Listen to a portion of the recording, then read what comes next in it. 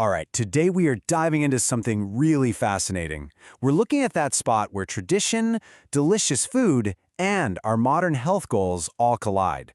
We're going to break down how you can take a cultural icon, in this case, the amazing bacon shark from Trinidad and Tobago, and completely reinvent it for a new lifestyle.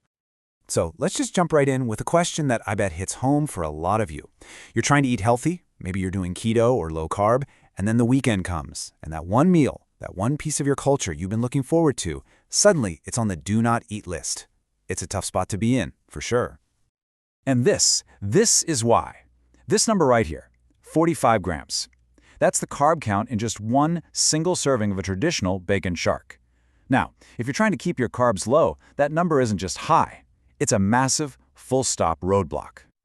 But you know, this whole conflict is about so much more than just nutrition. In Trinidad and Tobago, getting a bacon shark on a Saturday, that's a ritual. It's a shared experience, a taste of home. So when that becomes off limits, you're not just missing out on food. You feel like you're missing out on a piece of your own culture. For anyone who might not know, let me just paint a picture for you. Bake and shark is the cornerstone of Trinbagonian street food. You've got this warm, puffy, fried flatbread that's sliced open and then absolutely stuffed with perfectly seasoned, crispy fried shark.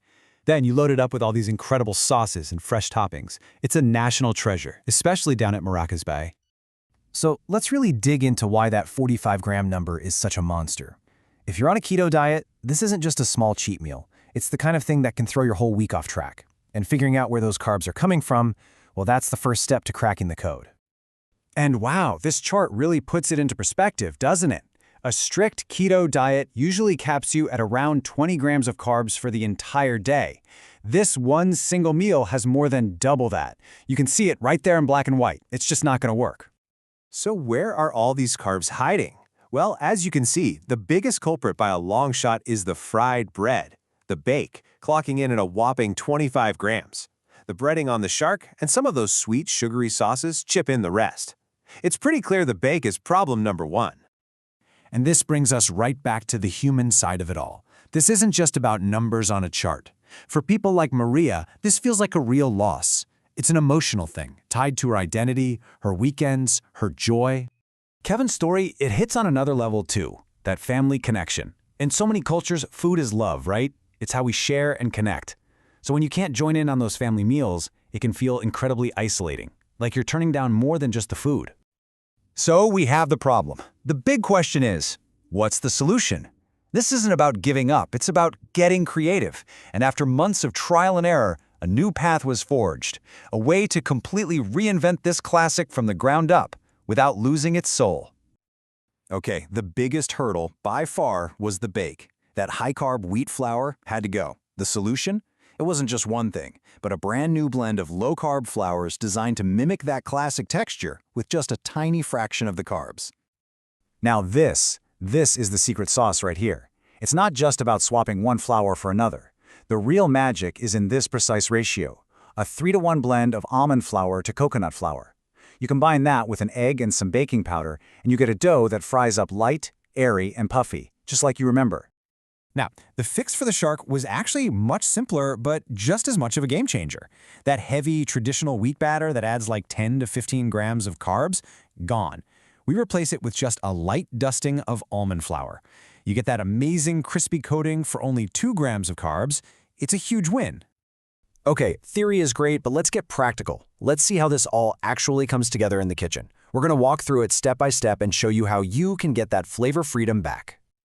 Making the keto bake is super straightforward. You mix your dry stuff, mix your wet stuff, combine them gently, and listen up here, step 4 is the one you absolutely cannot skip. Letting that batter rest for 5 minutes is what lets the coconut flour soak up all the liquid. It is critical for getting that perfect texture. Seriously, don't skip it. For the shark, it's all about the flavor. First, you marinate it in that classic Trinidadian green seasoning. Then, after that light almond flour coating, you just pan-fry it until it's perfectly golden and crispy. You get all that incredible flavor without any of the heavy, carby batter. So what about the toppings? Well, here's the good news. Most of them are already good to go. Cucumber, tomato, lettuce, hot sauce, they're all naturally low carb. The one little trap is that store-bought garlic sauce, which can be loaded with sugar.